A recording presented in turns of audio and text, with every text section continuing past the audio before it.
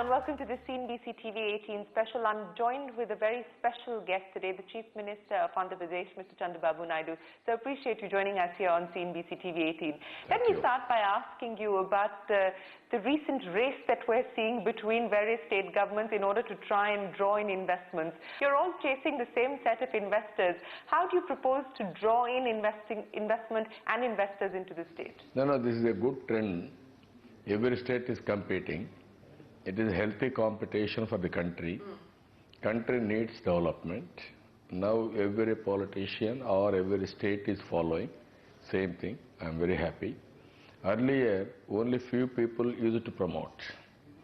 Now India is one country. There are abundant opportunities are available. This is only the country where country can go at the rate of double digit in the near future. In this, if you see Europe, you see China, you see Japan, all other countries, even America, not even 3-4%, sometimes negative growth rate or 1 or 2%. That is the biggest advantage India is having. I am very happy. Lot of opportunities for everybody. Investors will have their own choice. They will come and invest. What is going to be the USP as far as Andhra Pradesh is concerned? And correct me if I'm wrong, because I've been looking at the latest figures that are doing the rounds in terms of the number of MOUs that are likely to be signed at this summit. And the last number that I saw was MOUs worth about 4 lakh crore rupees. And the industry and the energy sector alone was expected to see MOUs signed worth about 3 lakh crore rupees. Is that an accurate number? Could it be more or could it be less? No, they are working. Day to day, it is a dynamic situation. Our idea is very clear. This is on East Coast. 974 kilometers long coastline is available. If you see China and any other country, for exports, only on coastal development, it is viable or practical. What we are expecting, domestic market is one, export market is another. So we want to make this area as manufacturing hub for exports. That is how we are working. We are having very strong base and also ports are working very well. This year, this financial year, we will be number 2 in handling cargo, sea cargo. So that is the biggest advantage. So port-led economic development model is what you're hoping for. And also it must be export market. Domestic market to certain extent. Ultimately, it has to go to export market. Huge opportunities are available for India. But what are the challenges that you're facing? A, there's competition within India because various states are competing for the same set of investors. I'll give you the Foxconn example. Foxconn is investing in your state, but it's investing in other states like Maharashtra as well. So in that sense, the kind of investments that could have come to your state are now being split across 4 or 5 different states. Isn't that a challenge and a concern? You are right, but at the same time, we are far ahead of any other state. One is ease of doing business. We are number 2 in ease of doing business, recently rated. And also we are very clear, long coastline, and also on east coast. And also east coast, all developed countries are locating. So for export, this is the correct place. Central located also. No other state is having this type of advantage. Third one, it is a very creative state. Knowledge is very strong. Water is abundant. Power, this is only the state where we can give 24/7 power. So agriculture base is very good. Marine products, we are number 1 in the country. And also mineral wealth we are very strong. And also sea coast. These are all various advantages we are having. All chief ministers are going to be selling their stories, sir, and everyone lists out how they brought down the ease of, or the number of clearances required, how the single window clearances are in operation and so on and so forth. But if you could tell us, what are the big ticket investments that you've already been able to bring in? I understand that there's a special economic zone for Wipro. I understand that Tech Mahindra is going to be investing in the state. Foxconn, of course, is already committed to investing in Andhra Pradesh. Can you give us a sense of the kind of investments that you've already been able to get commitments on? No, already so many industries are coming to Sri City. Now Hero Motors, they are coming and they are investing now. Even Asian Paints, they are coming. Wipro, they are coming. So many people are coming and they are investing. Even energy and also solar, we are number one in solar. So many things are happening as on today. We are, I can say, we are attracting huge investment. Not now, from the beginning I am promoting investment in a big way. Even earlier tenure, you know very well. Yes. Hyderabad, I made a knowledge economy. I promoted Hyderabad and also best infrastructure.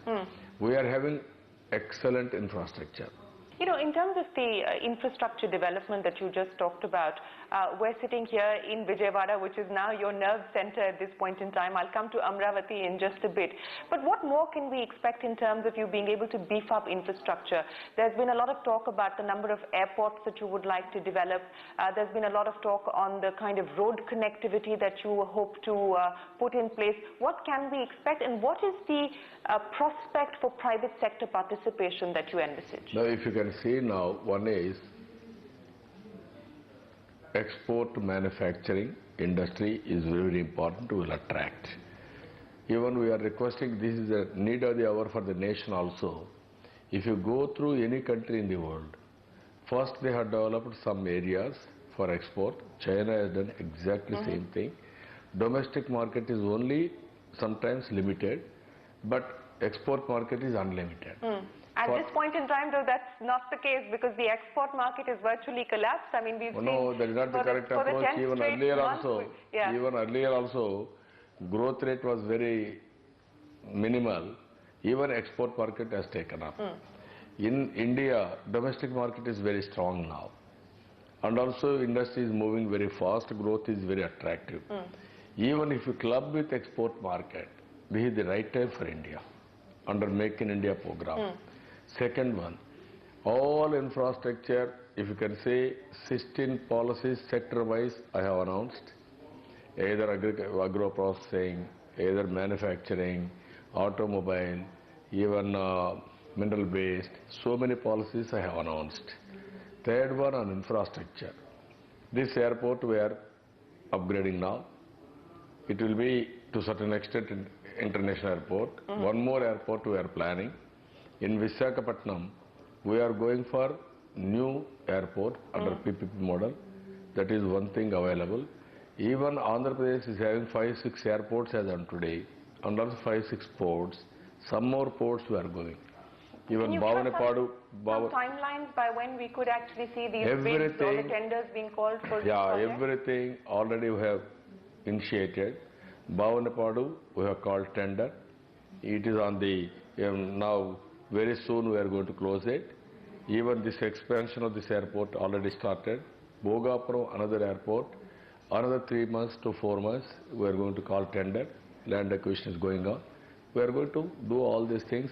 Road sector, recently Gadkari has announced nearly 65,000 crores worth of roads on BOT, annuity, viability gap funding, so many ways. Right.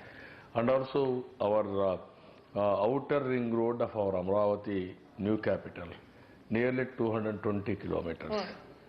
Around 20,000 crores worth of road we are going to construct. Okay. Like that, so many things are happening in Andhra Pradesh.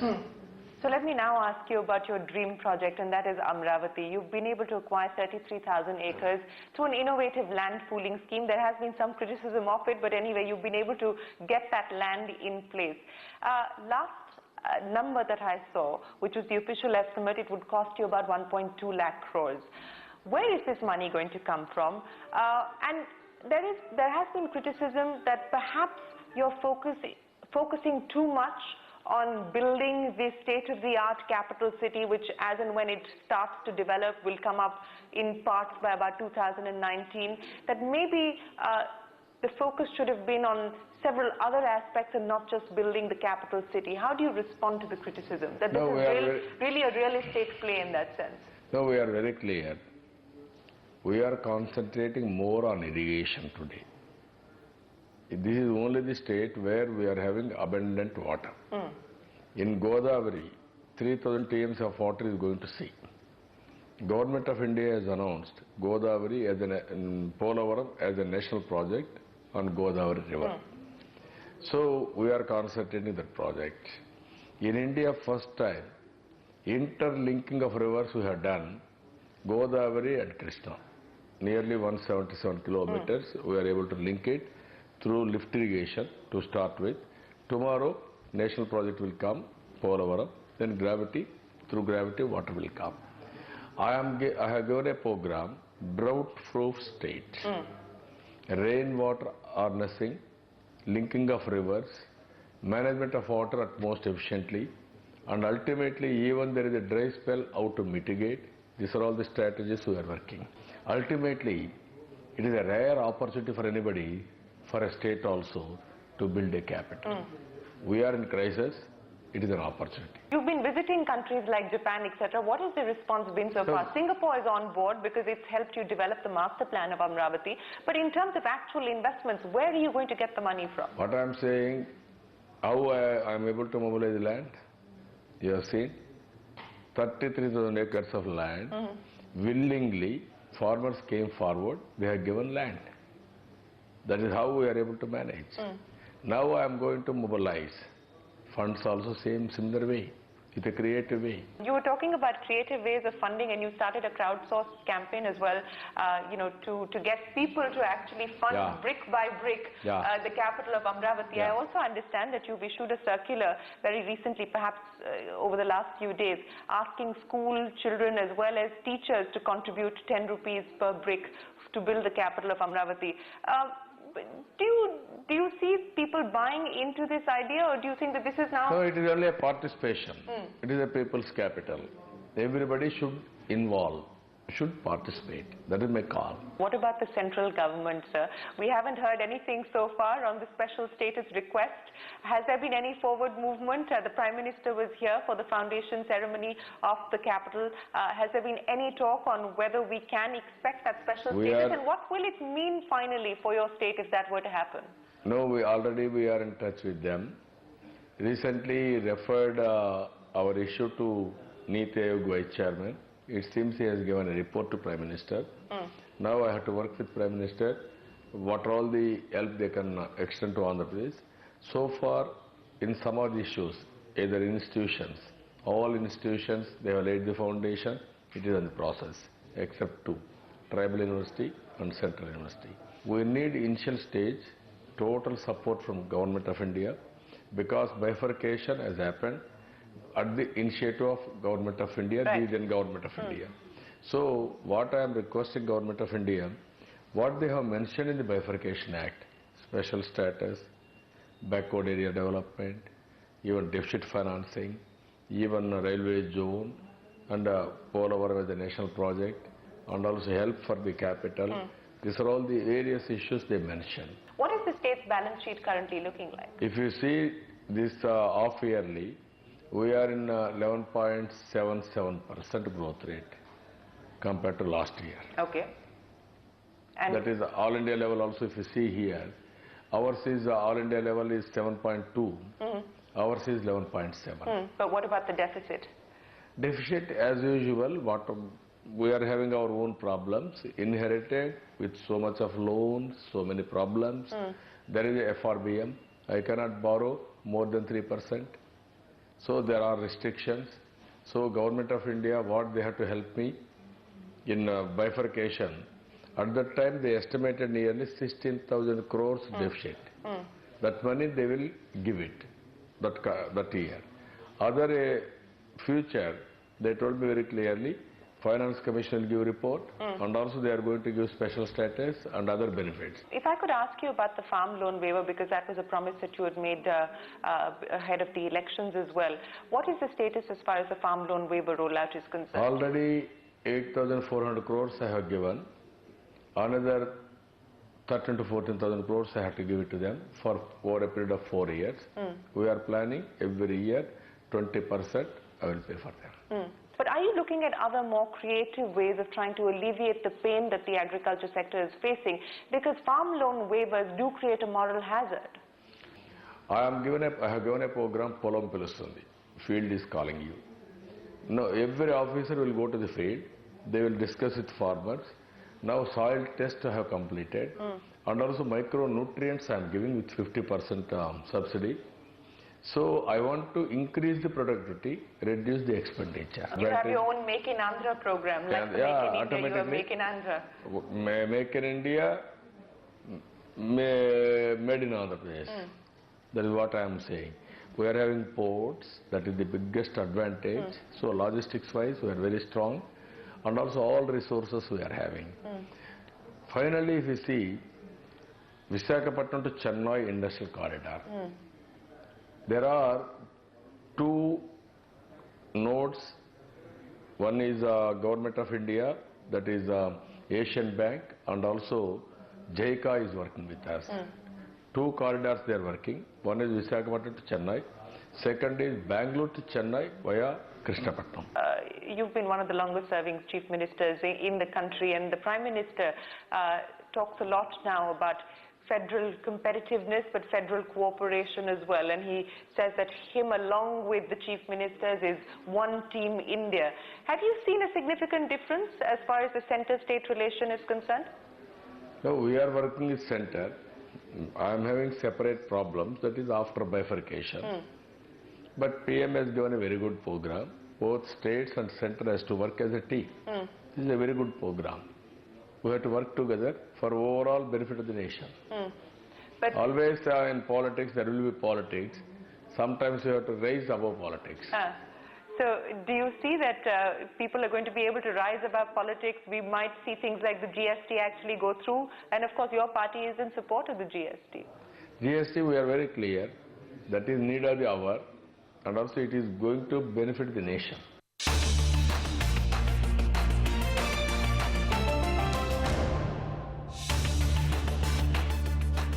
After you took over in your current term, that there has been an inner realization for you that the things that you did in your previous avatar as Chief Minister, perhaps you may not go down that same road again. Maybe you'd like to do things differently. What is the most significant inner realization that you've arrived at today? No, earlier I had done very well. At that time, nobody used to talk about reforms, wealth creation, and you also were the development. first CEO-style Chief Minister. I have done everything possible. I was able to create. Today, Hyderabad is like this because of my contribution. I mobilized. How much does it hurt you that you no longer have Hyderabad? I mean, it is the shared capital today, but how much does it pain you that you no longer have claims on Hyderabad? No, I have done for the people. Why should we bother? People are very happy. I wish them all the best for future also. Hyderabad has to move forward, has to develop further. That is my brainchild. So I have to wish all the best. But as on today, I am the Chief Minister of Andhra Pradesh. I have to develop similar cities here, similar development here. That is my responsibility. People has voted for me.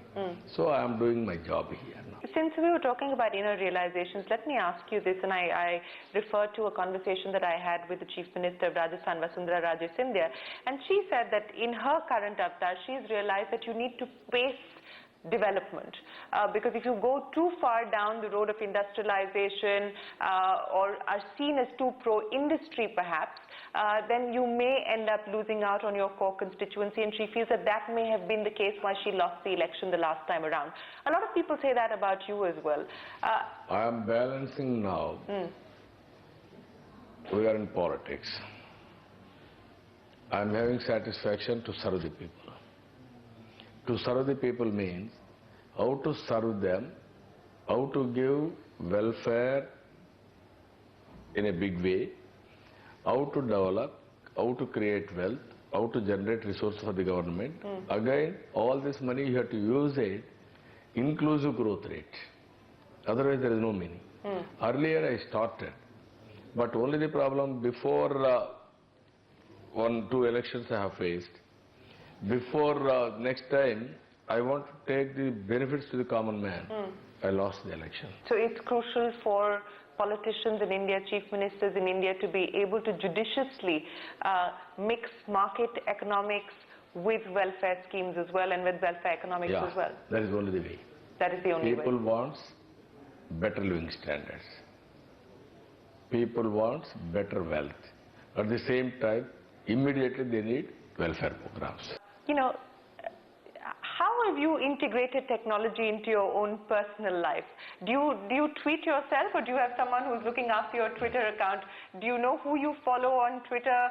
Are you on Facebook? How closely linked are you with technology in your life? No, you are right.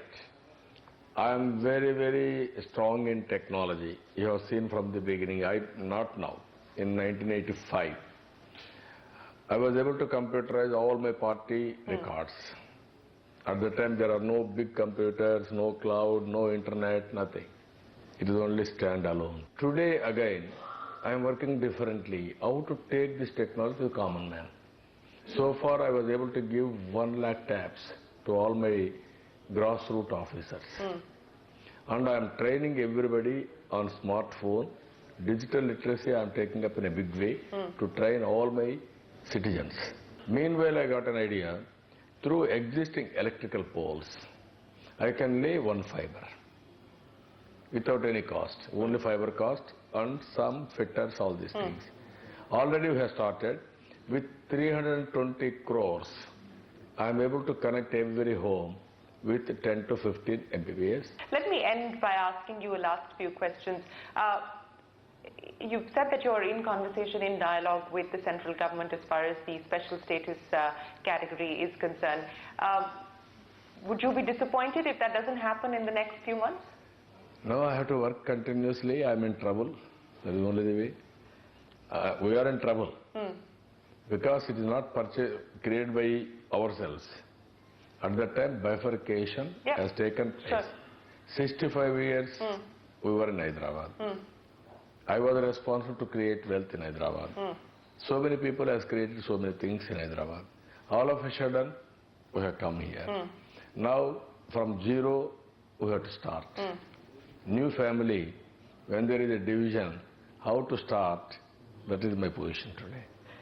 But at least for a new family, they will get some equal share of bifurcation results. Today, I didn't get that also. So, only Government of India has to help me. My final question to you, sir.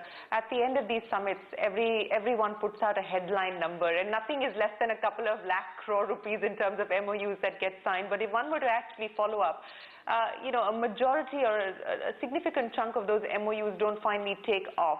So what are you going to do to ensure that the promises that are made at your summit finally translate into reality? No, this is one area where everything cannot happen overnight. And also all MOUs, as you rightly mentioned, it will not materialize. And also some investment already is coming. This is one event where I can meet all my investors. I can tell them this is where we are doing. My strengths I can showcase. So Chandrababu Naidu, what would you like your legacy to be known as? What would you like to be remembered as, at least as far as this particular tenure of yours is concerned? No, I am very clear. I wanted to make Andhra Pradesh drought-proof state. We are having so many advantages. I want to take Andhra Pradesh the developed state. By 2022, top 3 states it will be one. By 2029, it will be number 1 state with happiness, not only with development, with happiness. 2050, it will be one of the best destinations in the world. So 2029, India's number 1 state with happiness, and 2050, one of the world's most attractive, preferred, attractive, most livable state.